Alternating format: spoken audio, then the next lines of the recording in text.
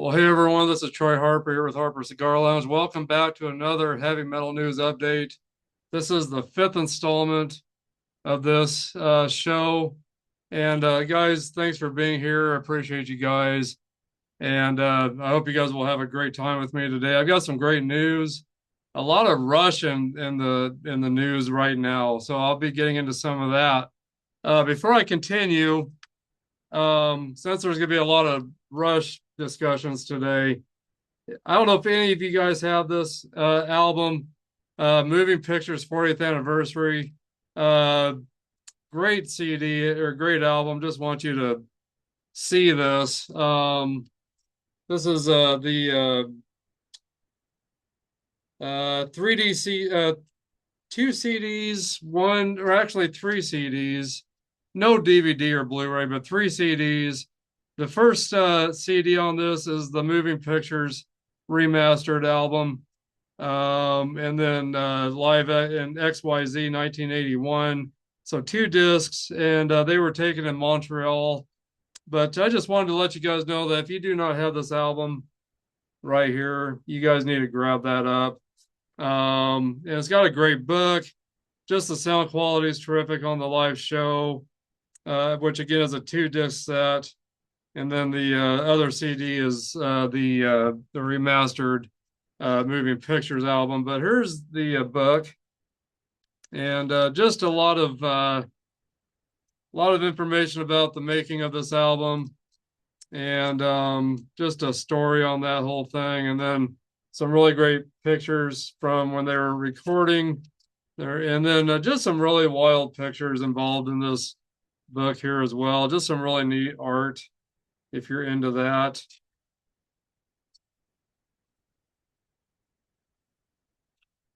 Yeah, this is just a really cool set. If you guys don't have it, you need to grab it up. But just, yeah, one of my favorite collections from Rush, and just some really cool stuff in here to read about. So anyway, guys, pick that up, and I will have an album review towards the end of this show today. But I wanted to bring this album out and show you guys again. Rush Moving Pictures. There's the back of it. Trying to see if I could get those songs. There we go. Here's all the songs with the live concert, which was in Montreal in 1981, and then the Moving Pictures remastered album as well. So anyway, just a great collection. If you guys don't have those, grab it. So anyway, let's get into some heavy metal news. Thanks again for being here with me, guys. If you're new to this channel, make sure you hit that like, leave your questions, comments, and feedback. Make sure you subscribe. Hit that subscribe, leave me a like, leave your questions, comments, and feedback. Share this content with everybody you know. Ring that bell below to get all the latest content, all the latest updates of this channel. And guys, I appreciate all your support, all of you that have been with me from the beginning till now. You guys are the greatest. A lot of new subscribers. This channel is still growing every day. So thank you for that. I want to keep this channel around for you guys for a long time. I don't plan on going anywhere, but as long as you want me around, I'll be here. I'll stick around. So you guys let me know by leaving those likes, by leaving those comments and feedback, questions, sharing this content to other people you know that maybe doesn't know about this channel. But a great channel here with headbangers and cigar smokers, cap collectors, just all kinds of great stuff on this channel. So anyway, guys, check it all out. Check out all the content, and pass the message on, pass the word out to all your friends, family about this channel if they're into heavy metal from the 60s, hard rock 60s, 70s, 80s, 90s, up through now. Also, a lot of great stuff coming out. So anyway, guys, I appreciate you putting the word out there and helping this channel grow. You guys are the greatest. So anyway, guys, man, where do I start today? Let's start with Geddy Lee from Rush. And this is some recent stuff from Blabbermouth that I've gotten my information from. But story, has Geddy Lee seen any signs that Neil Peart is with Rush on the 50-something tour, which is happening right now. He responds. So in a new interview with Joanne Wilder of the Toronto rock radio station Q107, Rush bassist vocalist Geddy Lee was asked if he has seen any signs that iconic drummer Neil Peart is with him and his bandmates as they continue their 50-something comeback tour, which launched in early June in Los Angeles. He responded, well, it's funny. I'll tell you a little story. After the opening night, we were staying in LA, and I was texting Alex Lifeson. We were in the same hotel, but we were texting each other. And so my door to my room was open a crack. And I don't know if you've seen the posters promoting the 50-something tour. They have two birds on a wire, and the one bird is flying away. I looked in front of me on the floor, and there was a bird on the floor that looked just like the bird in that poster. In the poster, and I was kind of shocked, and I love birds, so I approached it, and it flew by me. It flew into my bedroom and sat on the edge of the bed, and when I approached it, it was like it was looking at me. And then it flew out the door, so I quickly ran to the computer and was texting Al this crazy story that had just happened. Now I'm not a guy who believes in all that mumbo jumbo, Geddy admitted, but it was kind of remarkable. It was kind of a remarkable moment. And as I was texting him, the bird returned and just stuck its head in the doorway, like to give me another nod. And then I said, okay, bye. And it flew away. It was a crazy, crazy thing to happen. Pierre died on January 7th, 2020 in Santa Monica, California, after a 3-year battle with glioblastoma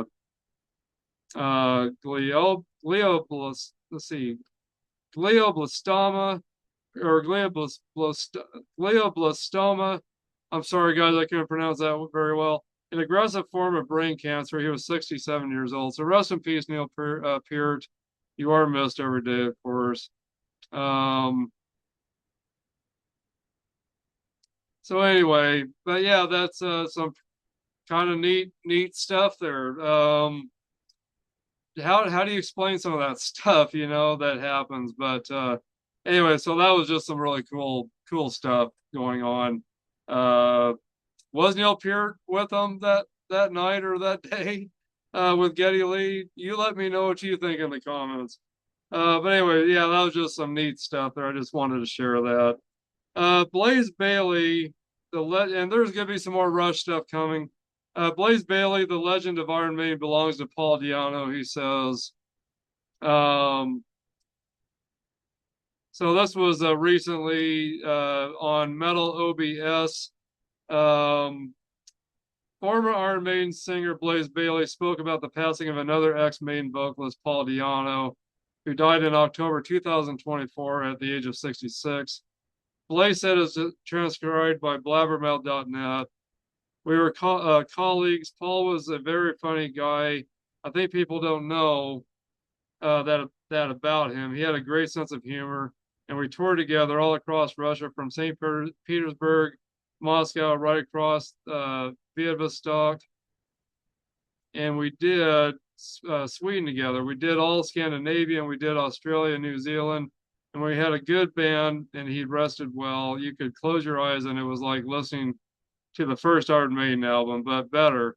It was like those first two albums, but better. And sometimes he struggled to get rest with his voice, and then other times he had a couple of days off, and he rested well, and it was just, he sounded incredible. So Blaze continued, the sadness is in life, you never know when the last time you will see someone. And I saw Paul in Wolverhampton and said hi, a quick hello, and I thought, well, next time I see him, we'll get to spend more time together. And that was it. 2 weeks after that, he passed away. So it's a lesson in life that when we see people, we've got to think, when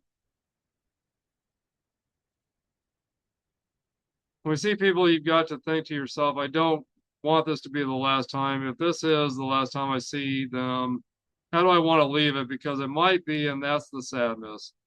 Bailey also offered the opinion in Diano's place in Iron Maiden's history, saying there's different eras of Maiden, of course, but only Paul really in mind.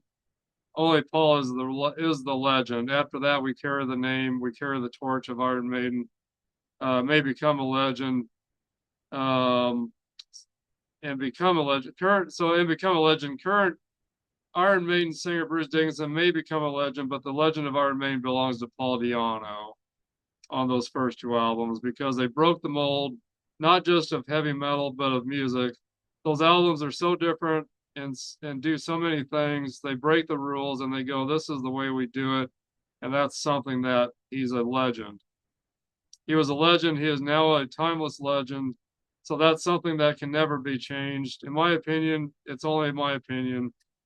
Other people will say different things, but in my opinion, you listen to some of the songs on the first two albums, man, so it's different to everything else that was going on. So anyway, um, back in June 2025, Blaze was asked by Canada's The Metal Voice how he initially reacted to the news of Paul's death. Blaze said, well, he wasn't in good health at the last time I saw him, and he'd been stuck in a wheelchair for a while, but we did a lot together. We went to a lot of places together before all the problems with Ukraine. We did a tour of Russia. We played Sweden Rock Festival together. We went to Australia and New Zealand together, and we did a lot together. So I wouldn't say that I didn't expect it, but it was uh, absolutely gutted when I got the news that Paul had gone. Blaze admitted. I didn't think he would go then. I just didn't feel right, of course. It was too soon. He shouldn't have gone at all, but it was a lot. So anyway, but yeah, you guys let me know what you think of this. Do you believe or do you feel that Paul Di'Anno is Iron Maiden, is what makes Iron Maiden Iron Maiden? Or do you believe Bruce Dickinson is really the legend of Iron Maiden since Paul Di'Anno only did the first two albums? And of course, Bruce Dickinson has done a ton of albums with Iron Maiden. Blaze Bailey only did two, Virtual 10 and Virtual 11. So anyway, but you guys let me know what you think in the comments. Do you feel that Paul Di'Anno is the legend of Iron Maiden? What is he? What made Iron Maiden who Iron Maiden is today, or do you believe it's Bruce Dickinson? I'm kind of torn with that question. Um, Boy, I tell you what, I think they're both equally huge legends. With Paul Di'Anno and Bruce Dickinson. The only difference is that Paul Di'Anno has passed away. Bruce Dickinson is still alive, doing what he does. But some of those early Iron Maiden albums, the first three or four with Bruce Dickinson were just iconic albums. Number of the Beast, uh, um, Peace of Mind. Um, you got Power Slave. My gosh, and what am I missing? See, Number of the Beast, Peace of Mind, Power Slave. And then you got Somewhere in Time. And you got, of course, the great live album, Live After Death. So I mean, there's just some really great stuff with Bruce Dickinson, and there continues to be a lot of great stuff with Bruce Dickinson still with Iron Maiden. So anyway, you guys let me know, but I'm kind of torn with that question. I believe they're both, in my opinion, I believe they're both huge legends. Do I want to give the edge to Paul Di'Anno? I gotta give the edge to Paul Di'Anno just a little bit, just because those first two albums were just so, I don't know, they just had that attitude, like, that fuck you attitude. And we're gonna do what we want, and we're not gonna follow the masses with what they're doing. We're doing what we do, and almost kind of a punkish attitude with those first two albums with Iron Maiden. But I gotta give the edge to Paul Di'Anno just a little bit. Those first two albums, you can't beat them. The Iron Maiden and Killers, you just can't beat those albums. They're just terrific, and I can listen to those first two albums over and over. And those first four albums with Bruce Dickinson, I can listen to those a lot too, and never get tired of them. But I love both of them. But I do gotta give the edge to Paul Diano, I think, just because of that attitude he had, that punk metal image he had. That he wasn't gonna take any crap off anybody, and So anyway, you guys let me know what you think in the comments. Definitely. Um, but let's see here. Moving on, Styx is announcing a full reschedule or a full schedule for second annual Rockin' in Paradise. Um, see, Rockin' in Paradise with Styx and Friends Beach Weekend, which is supposed to be taking place in Miramar Beach, Florida, October 8th and through the 10th of this year. So anyway, I thought these bands were gonna be retired by now. This Styx and Foreigner and Styx. I thought both of those bands would be retired by now because I swore they were both doing retire or doing farewell tours. So anyway, but you can get out there and see Styx do it because I don't know how long they're going to be around.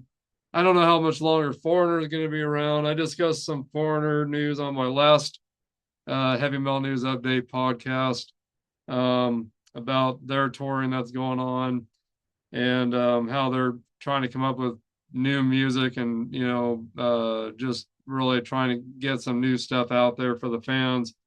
um and Styx is still going at it too, so I maybe I'm wrong. Styx has never discussed retiring, but I know Foreigner has and doing their farewell tour. But I'm glad those bands are gone. Styx and Foreigner, I love both of those bands. Love Journey. I know they're corporate rock, but I love those three bands. um so anyway, guys, but if you can get out to Miramar Beach, Florida, October 8th through the 10th, make sure you do that.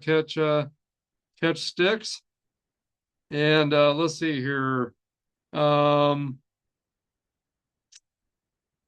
there's going to be some Yacht Rocks artists, Peter Brackett from Player, Elliot Lurie from Looking Glass, and Walter Egan, and they will join Yacht Rock Review for a one-of-a-kind collaborative performance celebrating some of the most iconic songs of the era.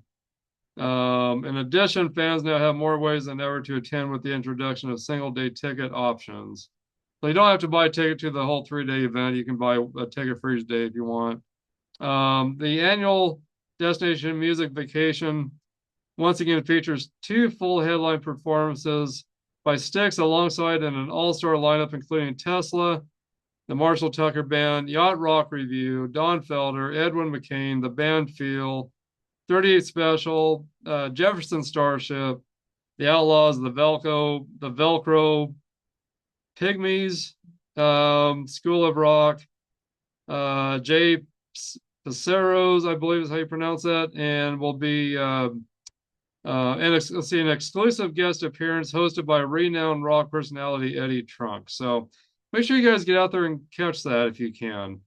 Ex Skid Row singer Eric Gronwall, which I admit I've been listening to some of his recent stuff from his new album, Bad Bones, and it is some pretty good stuff. I've never been a real big Eric Gronwall fan. I didn't care for him with Skid Row. I just but I've been listening to some of that here lately, and it's actually kind of grown on me. The Eric Gronwall with Skid Row, it's kind of grown on me a little bit. He's kind of grown on me a little bit in other areas too. Still not a real big fan of all the covers he does on YouTube, but there are some good songs he has covered on YouTube. But some of this new music from his new album is really good. I gotta admit, it's raw and edgy and just hard and heavy hitting, and it's what metal should be right now.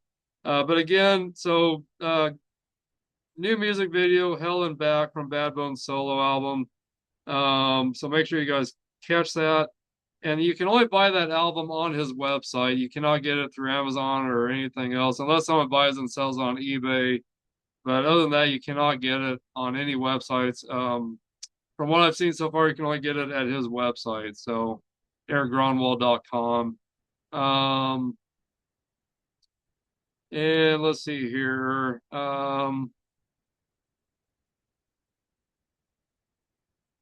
Trying to see what else.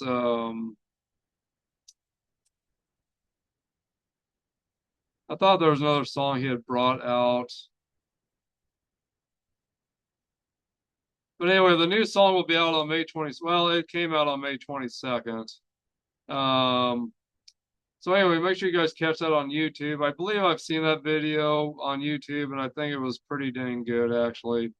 Um, but this is his first full original solo LP, by the way. So make sure you guys pick that up on his website.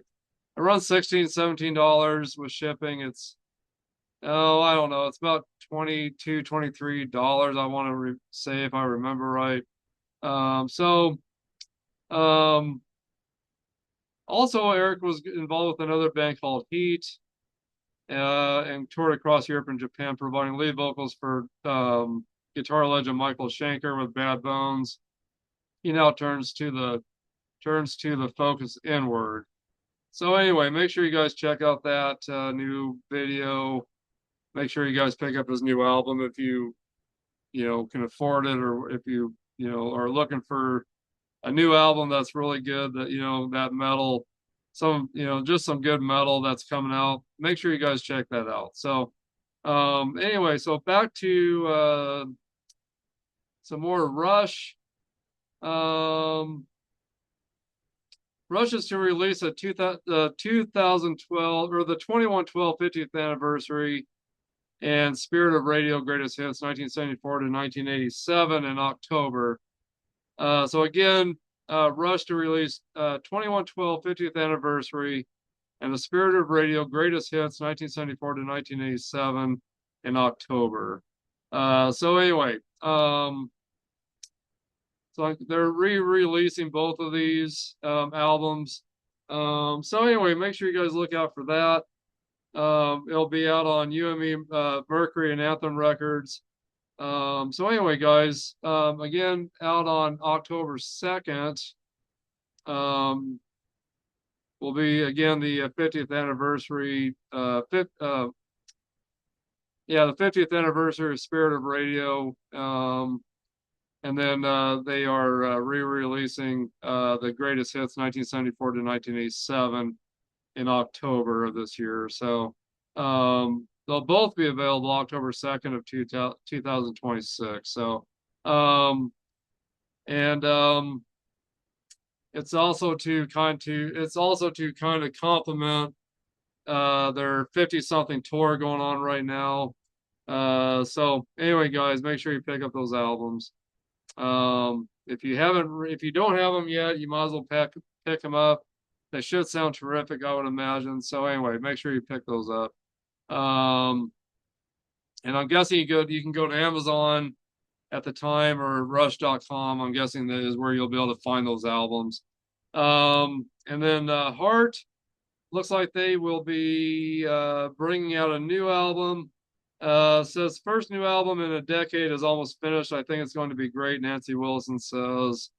In a new interview with Lindsey Parker of Gold Derby Heart guitarist Nancy Wilson confirmed that a new studio album from the legendary rock band is almost finished up now. She went on to say that the recordings are all done for the LP and described the follow-up to 2016's Beautiful Broken as really, really strong. I think it's going to be great, she said.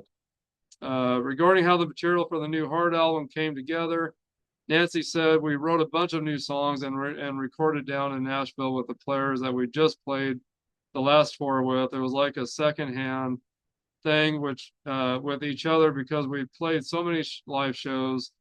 So the album was pretty much recorded live. She added, I'm really happy. It really feels like a Heart record. So anyway, no dates yet on exactly when that will come out, and no name to it yet. So, but make sure you guys keep an eye out for that if you're a Heart fan. I'll be looking out for that, definitely. I'm kind of excited to hear that they've got a new album. So, and then Merciful Fate announced its first live show in more than 3 years. Looks like they're going to be playing Brazil Summer Breeze Festival in April of 2020. Let's see. Oh, I'm sorry. The legendary heavy metal act, which last performed at Brazil's Summer Breeze Festival in April of 2024, will now play at the next year's Leyendas del Rock Festival, set to take place August 11th through the 14th, 2027, in Velina, Velina, Alicante, Spain. So anyway, you guys live in that area, make sure you guys get to that next year. So anyway, but that's great news. And then right now you can see the entire concert for Judas Priest Faith from the Judas Priest Faith Keeper tour in Bratislava during the summer of 2026.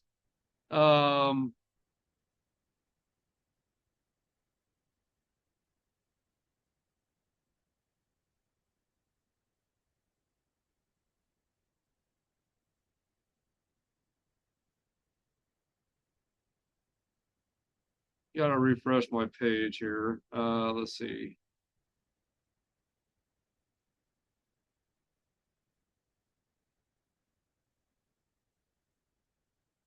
Okay.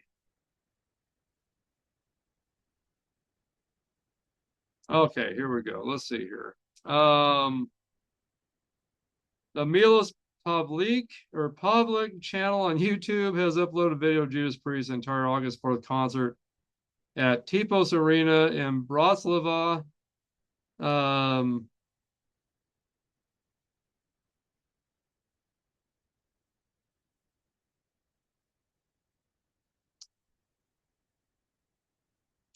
cannot get the name of that town or that city. Slovakia. Let's see, Bratislava, Slovakia. So anyway, make sure you guys check that out on YouTube. I have not seen that. I will definitely check it out myself.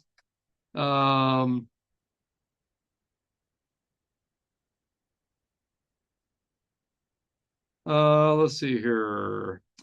Is there a possibility for some new music with Rush? Alex Lifeson and Geddy Lee talk crazy reaction to band's 50 something tour, possibly of new music. In a new interview with Chili's Radio Futuro, Rush bassist vocalist Geddy Lee and guitarist Alex Lifeson spoke about the band's 50 something tour, which launched on June 7th in Los Angeles, California. It is Rush's first tour in over 10 years, and the group's first run of shows since 2020, death of Canadian rock legends iconic drummer Neil Peart. The 50 something tour is also Rush's first, with the band's revamped lineup of classic members Lee and Lifeson alongside Anika Niles, a German drummer who toured with legendary guitarist Jeff Beck in 2022, and newly added keyboardist Lauren Gold, who is best known as touring member of The Who in Chicago. Asked how they feel about the response to the shows. I'm sorry. Asked how they feel about the response to all the shows on the 50 something tour. So far, Alex said, I don't know that we were quite prepared for the reaction.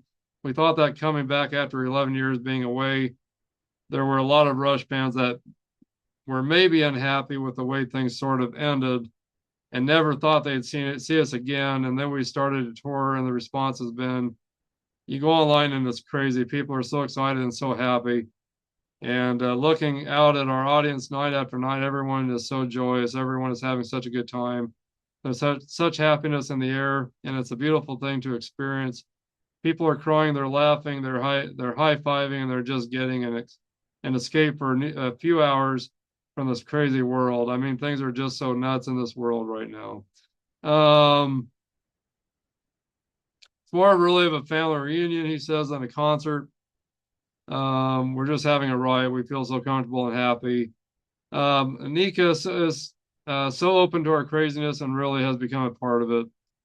And Lauren has a great sense of humor, which is their drummer right now again. So anyway, but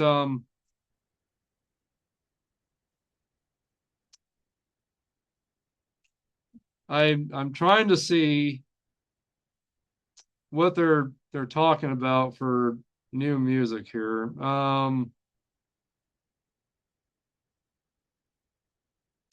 Asked if they were thinking about possibly working on new Rush songs with the current lineup of the band, Getty responded, "No, we have enough to do.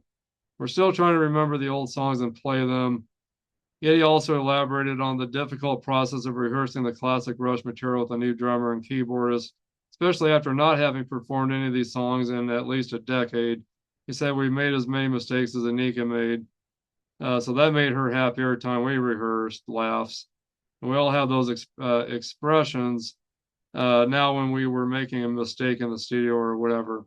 But anyway, so it does say that they are looking at doing uh, they're not ruling out any new music in the future with the new drummer and keyboardist, but they are talking about maybe doing. There could be a possible Blu-ray that could come out after this tour is over, um, and I'm guessing from what they're discussing that there may be some other great things coming for with Rush for the fans. So anyway, but so we'll see what happens. We'll see what happens with Rush. I'm hoping they'll have some new music. I'm hoping they'll put out a concert Blu-ray from this new tour. I think that'd be just terrific. And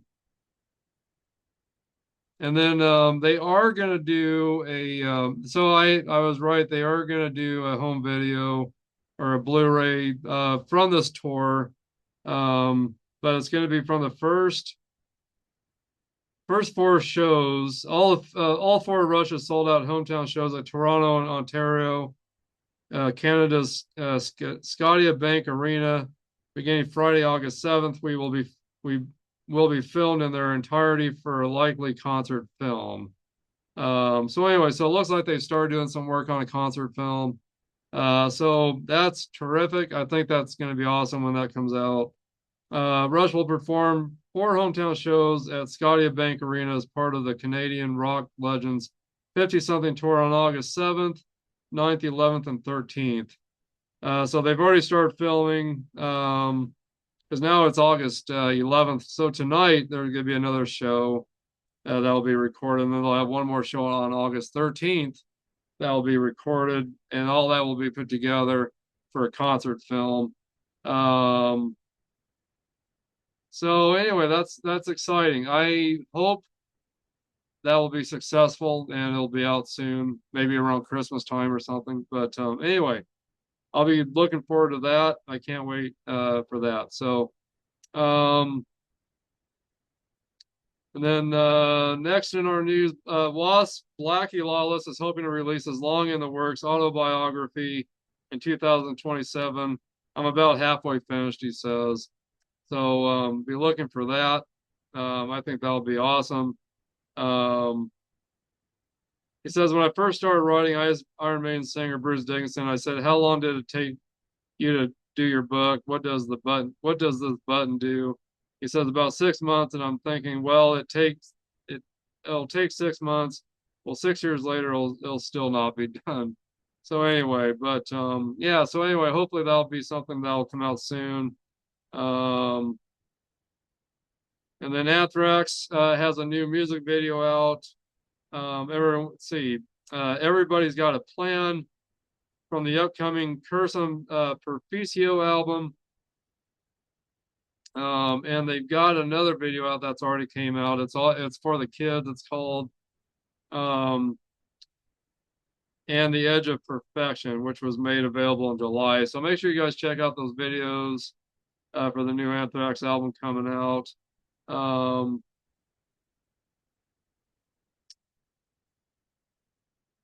And let's see here.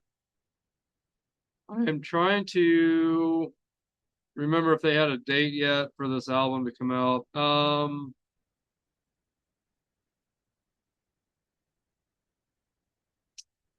not seeing where any certain date yet for this new album will be, where it's being talked about where there's going to be a new album, or I mean, where there's a date set for this new album. I'm not seeing that yet. So anyway, we'll just have to keep an eye out, I guess, for any more news involving that. Um,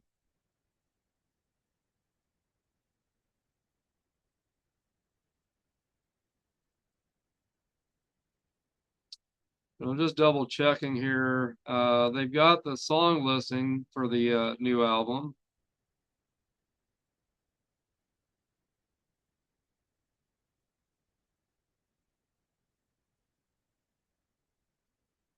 But I'm not seeing anything about a certain date of when this album will be released yet. So anyway, guys, yeah, we'll just have to keep our eyes and ears open for when that may be coming out. So if I've missed something here and you guys know the date of when the new Anthrax album will be out, let me know, please. I would like to know, but I'm not seeing any dates set for this new album yet. So I'll make sure you guys let me know if you know something that I don't. So anyway, moving on.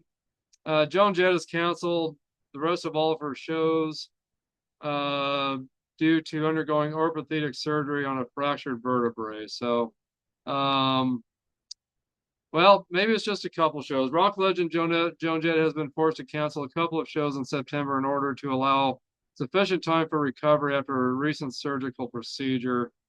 Um, so anyway, so hopefully she'll be back out on the road soon. Um,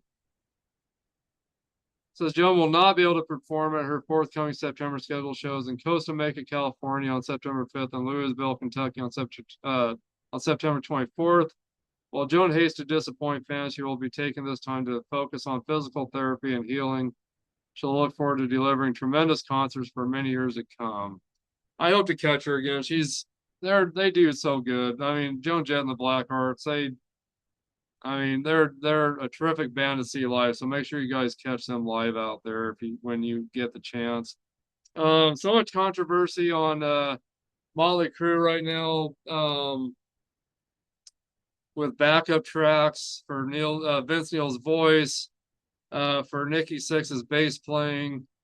There's even been some rumors of some drumming stuff with with Tommy Lee over time. But there's been a lot lately about backing tracks being used for Vince Neil, which I brought it up on a podcast a while back, listening to some of the new live stuff from the new Carnival of Sins tour. I could have swore that what I heard was from the old live Blu-ray that came out. I can't remember what year it is or year it was, but the Carnival of Sins tour that they did quite a while back. The Blu-ray, the live stuff from that, I could have swore sounded just like what was being used for Vince Neil. So a lot of controversy right now, but Nikki Sixx swears that they are playing 100% live. You let me know what you think about that. From what I've been listening to with Vince Neil's voice and different things, there's recordings from him touring where his voice sounds just terrible. Doesn't sound good at all with Vince Neil. And then all of a sudden with this new tour, his voice sounds perfect and it sounds like he's young again. And it's just too perfect sounding, and it's just not what we've been hearing with Vince Neil's voice for a while now. But you guys let me know in the comments what you think. Do you believe that Motley Crue is playing 100% live? Or do you believe that there are some backing tracks definitely happening out there, which is very disappointing to me. I never would have thought I'd ever, really see Motley Crue as a band that would do that. Um, I mean, I don't mind a few little things here and there that they have to use to make their songs a little bit better. But when they're using vocal tracks for, Vince Neil and bass tracks for, Nikki Sixx or, drum tracks for Tommy Lee, those things really bother me. It really does. I love bands that play live still, even if they don't sound perfect. I would rather them not sound perfect, and you can definitely tell they're playing live. and that they'd be, that they're honest about it, about their mistakes or just not sounding as good. I think that's just the best thing for a band to do is be honest. And if they're going to play live, play live, even if you don't sound as good as you used to, um, or the lead singer's voice isn't as strong or whatever, you know, let it be what it is, or if you're not unhappy with how you're sounding on stage or how you're performing, then it's probably time to retire. So, but anyway, yeah, so interesting that Nikki Sixx says that everything is 100% live, when there's a lot of video that really proves that it's not. So anyway, but the next band I want to discuss that really does play live is Def Leppard. Def Leppard's a band that really does play live. They sound terrific still, and you can tell they're playing live. You can tell that everything is real. Nothing sounds perfect, but they just sound terrific still. I think Def Leppard just sounds terrific still playing live. And I can tell, with Joe Elliott's voice and the guitaring and everyone doing their part in the band that it is not backing tracks. It is the real thing. So I respect Def Leppard for being one of those bands out there that plays 100% live. AC/DC as well out there right now playing and touring. They definitely are, not doing any backing tracks or anything. They don't sound as good as they used to, but I love the honesty and that they're still out there, playing their hearts out for the fans. And the fans are loving it. The fans are loving AC/DC and Def Leppard. And even though that maybe everything's not as great as it used to be, but Def Leppard is probably a band that is probably dang close to sounding so good, sounding like when they were younger and just how they've always sounded.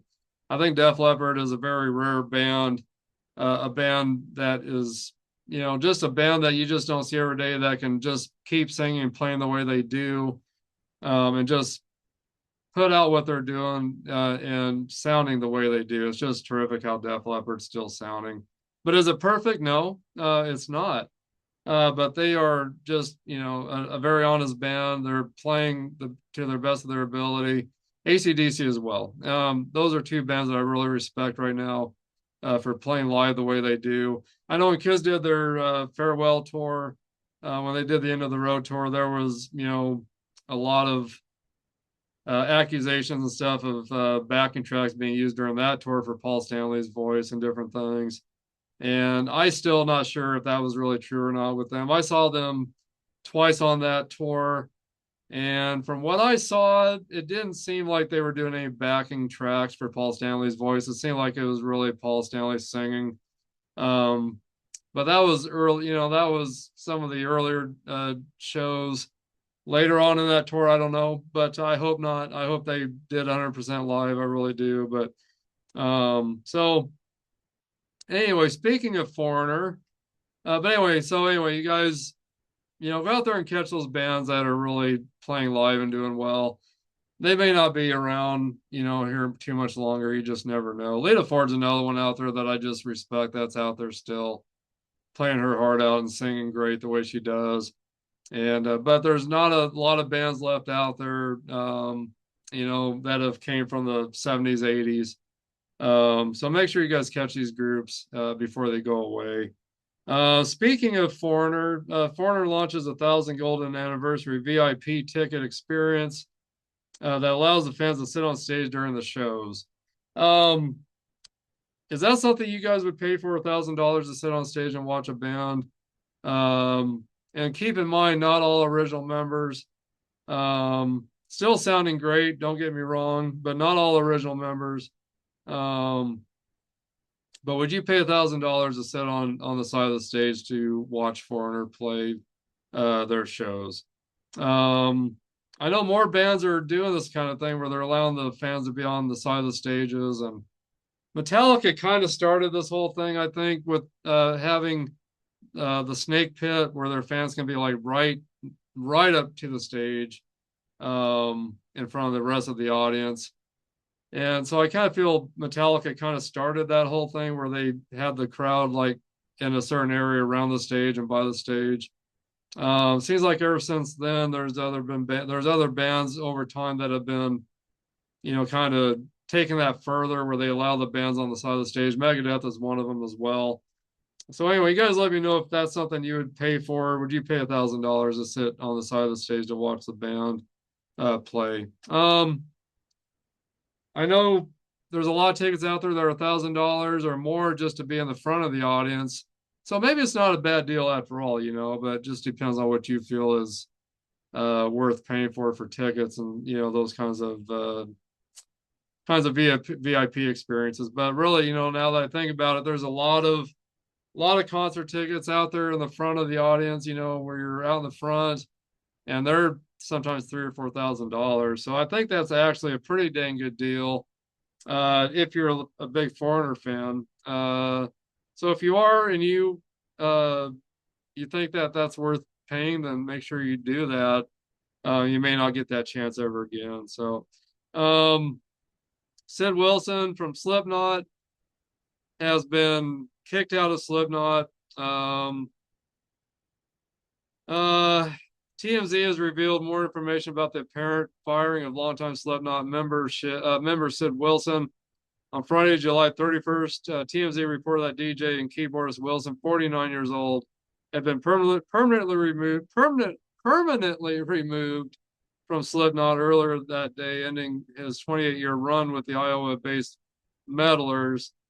The outlet called a source, the outlet cited a source close to the band with direct knowledge of the situation. This story came out on August 3rd. And Sid was kicked out on July 31st. Which Sid has been engaged, or was engaged to Ozzy Osbourne's daughter.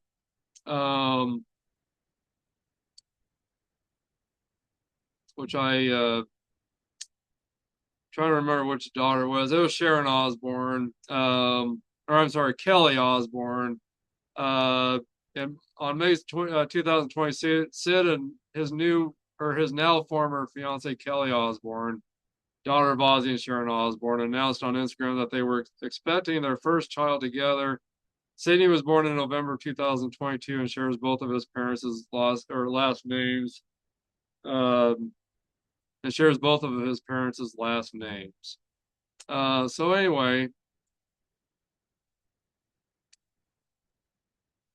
so his name must be Wilson Osborne, I'm guessing.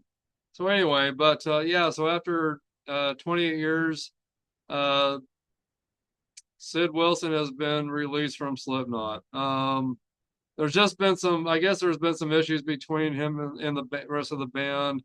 So there's been some behaviors from Sid that they haven't appreciated how he's been treating the band. So they finally decided it was best to part ways. So anyway, so let me know what you think about that. If you're a Slipknot fan, let me know what you think about that. Um, the same day that Wilson's exit from Slipknot was first reported, the band's guitarist Jim Root shared a cryptic Instagram story post that appeared to address the reported drama soundtracked by Slipknot's 2008 song "Till We Die." Don't believe everything you read. Wrote. Stop, think, take a breath, sit with it for a while. Maybe, just maybe, even wait until there's more information. So anyway, Wilson had been a member of Slipknot for nearly 3 decades, joining in 1998, shortly before the release of the band's self-titled album Record. So yeah, he was with them for a long time. And then in May 2022, Sid and his now former fiance Kelly Osbourne, daughter of Ozzy and Sharon Osbourne, announced again on Instagram that they were expecting their first child together back in 2022.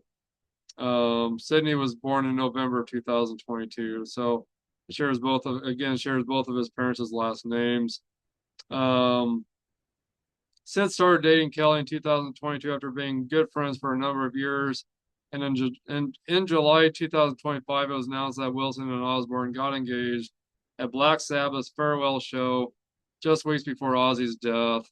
So this past March, it was reported that Kelly and Sid had split They were said to have quietly ended their engagement weeks earlier, according to the Daily Mail. They were last pictured together at the Grammy Awards in February. As a member of Slipknot who used numerical stage names ranging from 0 to 8, Wilson was number 0. Produced sound effects and background noises for the group's music. So anyway, yeah. So anyway, that's too bad. It really is. And then Glenn Hughes looks like he's going to finally retire from touring and live performances. Of course, he was the legendary bassist and vocalist for Deep Purple, and is a part of the Rock and Roll Hall of Fame. So, anyway, but yeah, Glenn Hughes, wow, another great one leaving us. So, upon his doctor's advice, Glenn, who will turn 75 later this month, will have to undergo heart surgery, and has made the difficult decision. My darn allergies. Has made the difficult decision to step back from live performances from the foreseeable future. So, anyway, this past year I've had some health issues. The results from numerous MRIs, CAT scans, and an echocardiogram have alerted my medical team that I need another open heart surgery. I really have no option, no choice, as health is my number one priority. Grateful to have been chosen with a life full with the gift of music. Thank you for walking beside me. So anyway, yeah, that's some sad news, definitely. M.A. Malmsteen also announces Hell or High Water album, shares Now or Never single. One of the world's most captivating guitarists, M.A. Malmsteen has announced his new studio album, Hell or High Water, which will be released on November 13th via Music Theory's recordings. Music Theory Recordings are Tone label group. To whet your appetite, the Swedish-born musician has also revealed the first single from the album, Now or Never, which you can now hear below, which is now here on Blabbermouth, but I'm guessing it's on YouTube also. So make sure you guys check that out. And then Accept shares new recording of Save Us featuring Tobias Forge, Frank Bello, and Ray Luzier. So German-American heavy metal legends Accept celebrates 50 years of pure power, bringing together the scenes, a list musicians of landmark, bringing together the scenes, A-list musicians for a landmark release, Teutonic Titans, 1976 to 2026, stands as a definite statement of the band's legacy, forged in steel and driven by unmistakable riffs. Arriving September 4th, 2026 via Napalm Records, the album delivers some of the most iconic songs ever written in heavy metal music.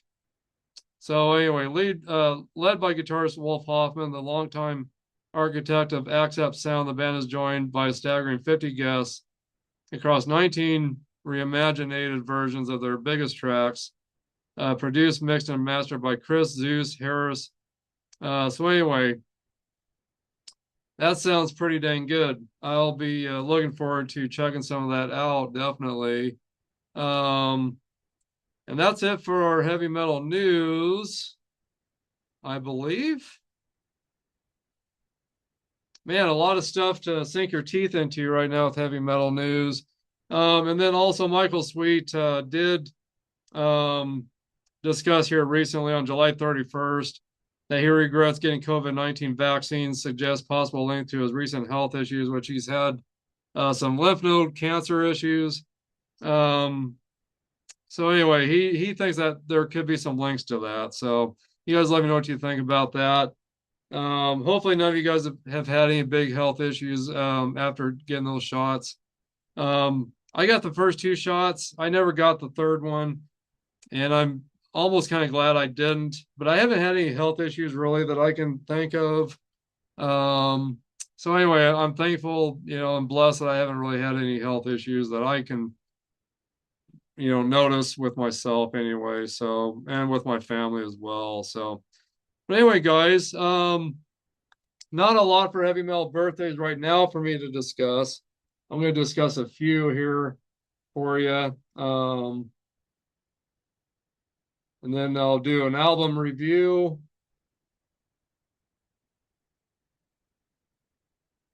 But right now, no birthdays today. But we do have Tommy Aldridge coming up on August 15th.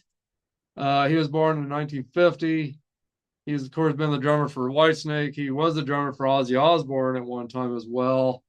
But mainly with Whitesnake. So he will be 76 years old on August 15th. And then Gilby Clarke, ex Guns N' Roses, guitar vocals.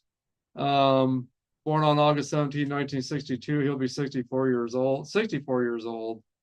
Ex drummer for the Black Crowes. Steve Gorman, born on August 17th, 1965. He'll be 61 years old. And then we've got Ian Gillan, born on August 19th of 1945, which August 19th is my son's birthday as well, one of my son's birthdays. My son Gage. But anyway, so Ian Gillan, born on August 19th, 1945. He will be 81 years old. Of course, he's the singer, guitar, and drums for Deep Purple. So then we got John Deacon, of course, bassist for Queen. He was born on August 19th, 1951 as well. He'll be 75 years old. Yeah, Ian Gillan will be 81 years old if I didn't mention that. Another picture of Ian Gillan. Sorry if I didn't show these pictures very well. I probably need to. Steve Gorman. Need to show these a little better. Gilby Clarke. Tommy Aldridge, of course. I don't know when that picture was taken. That looks like a picture taken quite a while ago. And then, of course, John Deacon, bass player for Queen. Again, he'll be 75 years old on August 19th. He was born in 1951. And then on August 20th, we got Robert Plant, born on August 20th, 1948. He will be 78 years old. So, and then Phil Lynott, singer, bass player for Thin Lizzy. He was born in 1950 on August 20th. He would have been 76 if he was still alive. Man, another one that's gone from us is Dimebag Darrell. Of course, he was he was murdered on stage from a crazed fan way back when he was with Damage Plan. But anyway, Dimebag Darrell, born on August 20th, 1966, guitarist. He would have been 60 years old if he was alive today. Anyway, such a sad way for Dimebag Darrell to go. Of course, again, with Pantera and Damage Plan. I don't know who that is. Oh, that's Demi Lovato. We'll skip over that. And we'll skip over Fred Durst of Limp Bizkit. Anyway, we're going to end that there. We will finish up August birthdays on the next podcast I do. But anyway, so there's some heavy metal birthdays for you. If there's anyone I've missed, please let me know in the comments who I've missed. I want to say, gosh, I got to look up somebody. I want to say that Jack Russell from Great White maybe had a recent birthday. Of course, he's not with us anymore. Sadly to say.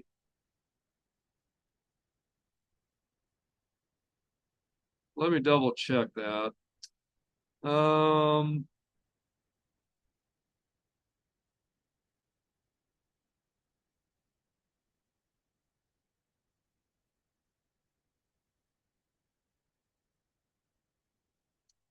Let's see here. Yeah, so August 7th he had a birthday. So he was I'm sorry, he was no, I'm sorry, he passed away on August 7th.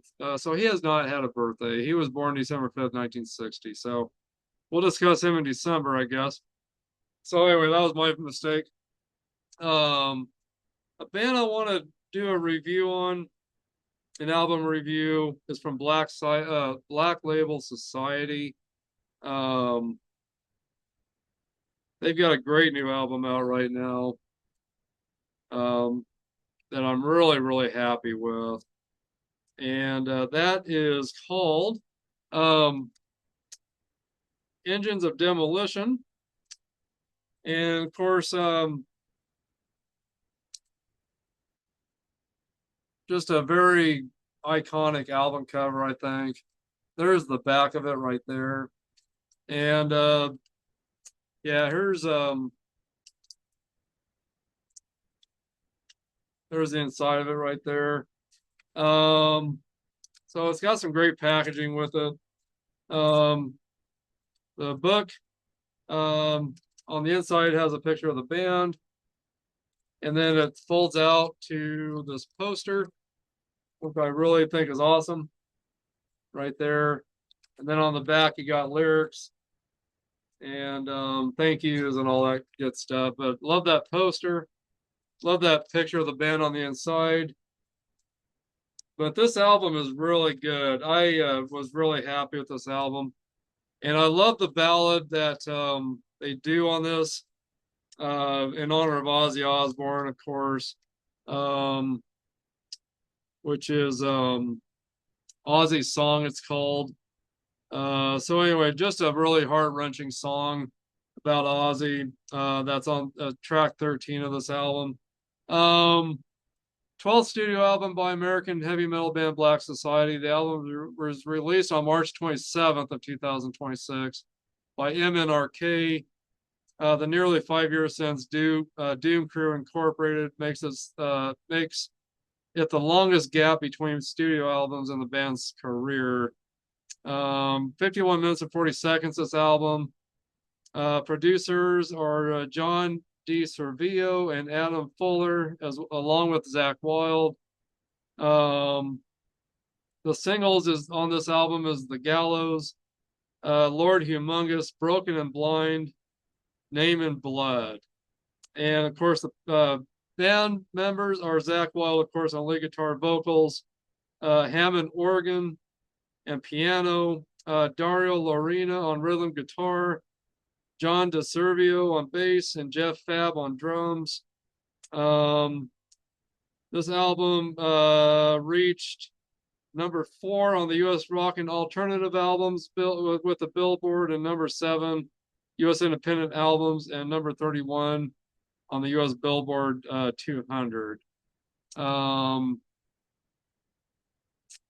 It was big in France at number 4, big in Germany at number 5, the biggest in the UK at number 2. So it was the biggest in the UK so far. So anyway, but really great album, guys. I mean, it's just edgy and raw and a lot of great riffs, a lot of great melodies, and just man, dark and edgy and raw and hard. And just a lot of great guitar work, of course, from Zach Wild. And of course, he's got just such a terrific voice when he sings. But the songs on this album is Name and Blood with track 1, track 2, Gatherer of Souls, number 3, The Hand of Tomorrow's Grave, track 4 is Better Days and Wiser Times, track 5 is Broken and Blind.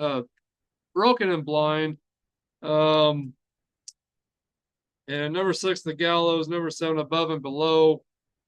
8, Back to Me. 9, Lord Humongous. 10, Pedal to the Floor. 11 is Broken Pieces. Number 12, The Stranger. And again, track 13 is Ozzy's song, which is a great song. I'm so glad they added that in and did that tribute to Ozzy. But I definitely give this album a solid 10 out of 10.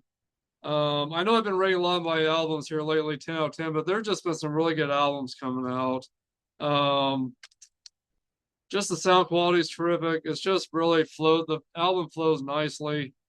And it's just really good stuff. It's just really good stuff, guys. If you haven't listened to this new Black Label Society album, Engines of Demolition. You've got to check it out. You really do. I'm going to play a video. And I hope I've been lucky lately. But YouTube, I've been, putting some stuff up from YouTube. Um, and they've been keeping things up lately. So I'm hoping that this will stay up as well. If it doesn't, I'll leave a link, of course, in the comments for you guys to go to YouTube and go to the link and check this video out if you miss it for some reason. But I gotta play this video for you. It's just dynamic and it's just really good song. And it'll give you a taste of what this album is really like. But the whole album is just great. From start to finish, no fillers. It's just a terrific album. So let me get this up and I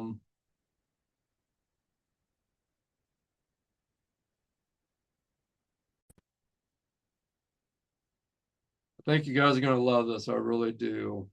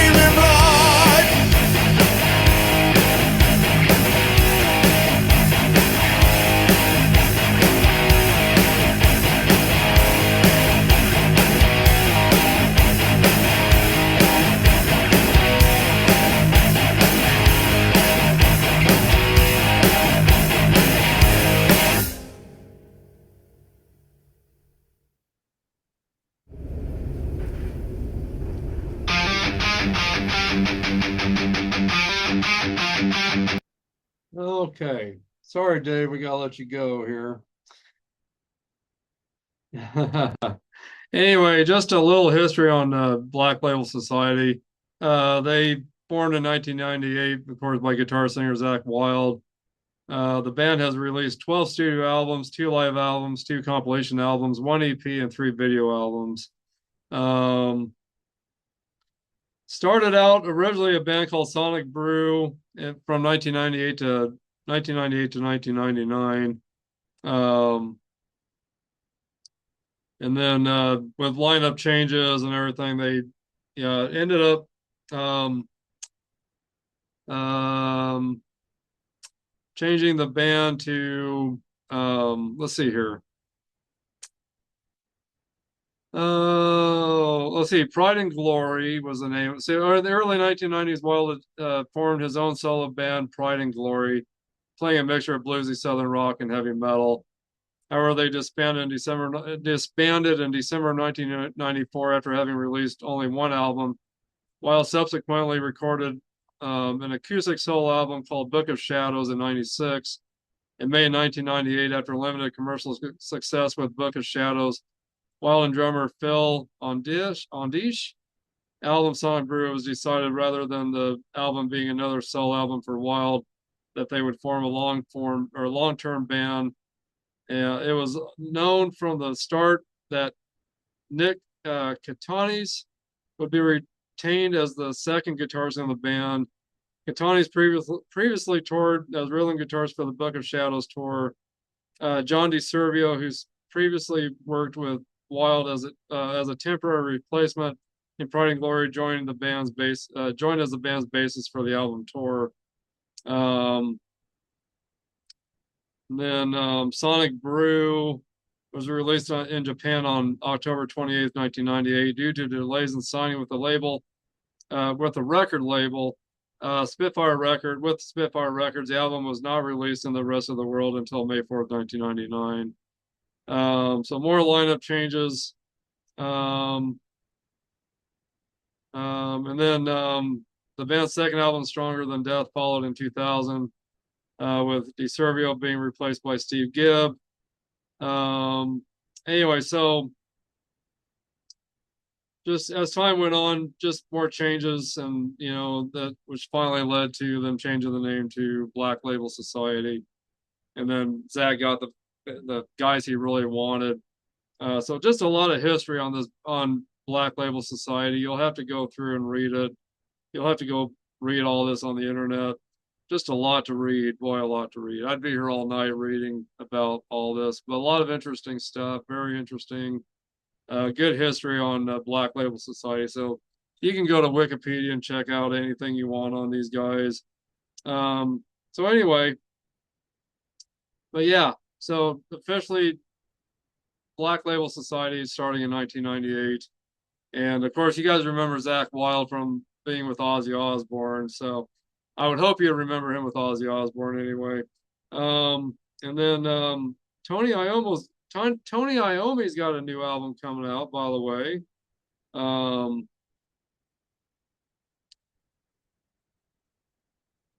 will get you the name of that album here.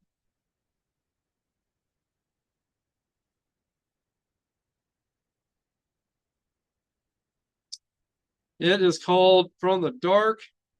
There's a deluxe CD media book. There's an Amazon exclusive die cut cover, but it will be released. It'll be, let's see here, release day, delivery Friday, October 23rd. So it'll be released on October 23rd of 2026. But yeah, you can get different colors of the albums. So you can get one in black and with the gold. These are the die cut albums. You can get the red. So anyway, I'm going to be ordering the one with the red, I think. But anyway, and then you got just your regular CD too. But you can get the regular CD, the die cut version, where when you open up the cover, it's got the die cut cross on the front. So anyway, but I'll be looking forward to that. There is a video out right now for the new Tony Iommi album, which is called, I will get that name for you here.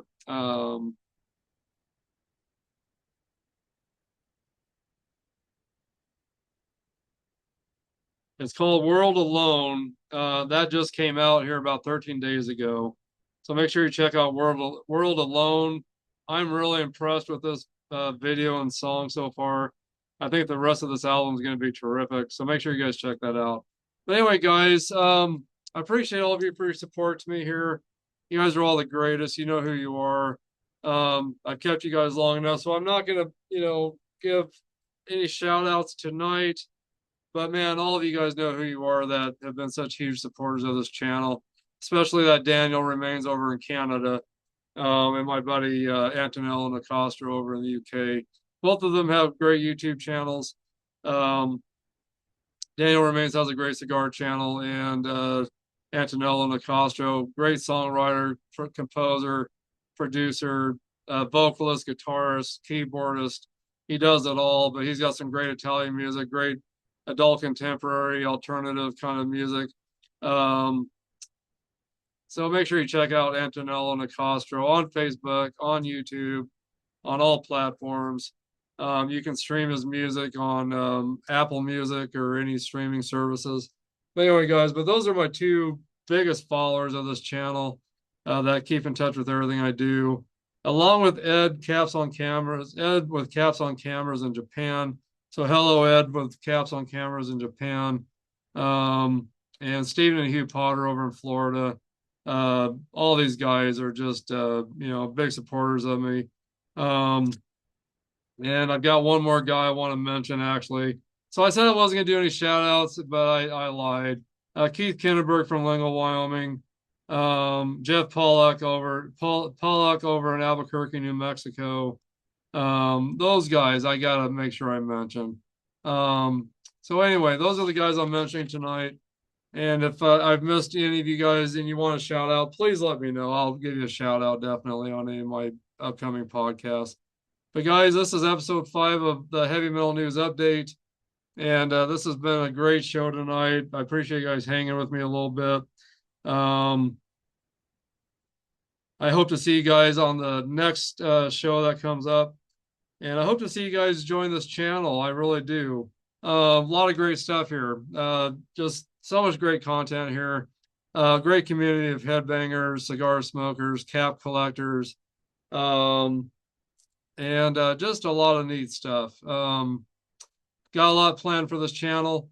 I'm hoping to get some guests on this channel. I have been kind of keeping in touch a little bit with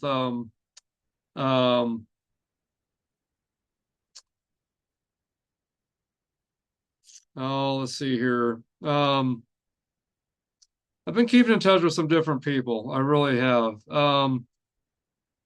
And Pete Lauren's the biggest one right now that I would really like to get on this channel. He was the singer for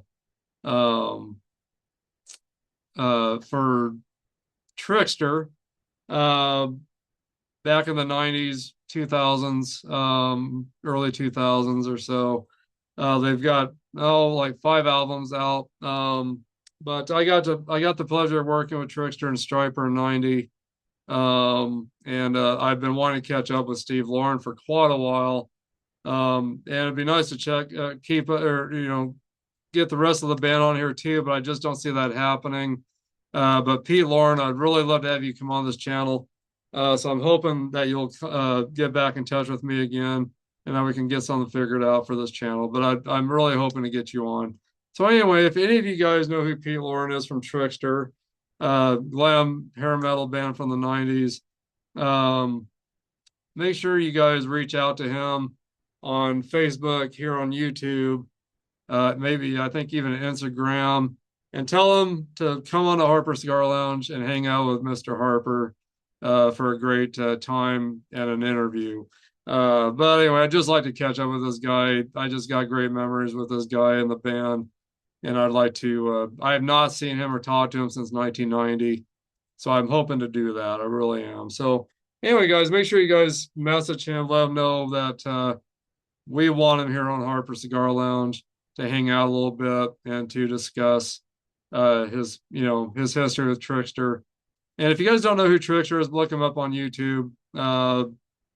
They got some great stuff out there. Of course, they were right on the end of the hair metal era.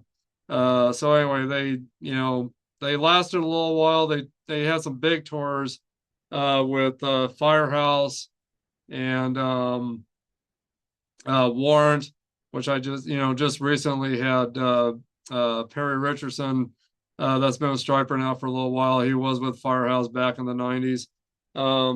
So anyway, I would love to have this guy on. I think he's a great guy, terrific guy. So I'm hoping to get him on. So you guys make sure you message him, let him know to come on the Harper Cigar Lounge. But anyway, guys, episode 5 of the Heavy Metal News Update. Thanks for joining me tonight. Thanks for being with me. I appreciate all of you so much. You guys are the greatest out there. And can't wait for the Harper Cigar Lounge podcast to start up back up in September. And this will be season 5 coming up. I got some great stuff planned for that. And I can't wait to see you guys on that. So, but leave me some comments, questions, feedback. Share this content again with everybody you know. Hit that like if you're new to this channel. And if you've been a part of this channel, make sure you always hit those likes. Leave your comments, questions, feedback. Share this content with everybody you know out there so they know about this great community. And let's get more people on board. Great community here, guys. And I would love all the support that I can get to keep this channel around for a while, keep it strong and healthy. So anyway, guys, I got a lot of great stuff planned for this channel, but you guys got to keep me around. So keep them coming. Keep those, keep sending out, those comments, questions, feedback, those likes, and keep sharing, guys. Share this content. So anyway, guys, I'm going to let you go. And thanks for joining me again, guys. Keep rocking out there. Keep taking care of yourself. Stay healthy. And again, heavy metal update season or episode 5. Episode 5 heavy metal news update. So anyway, guys, this is Troy Harper. I'm signing off. I'll see you guys later. Bye bye.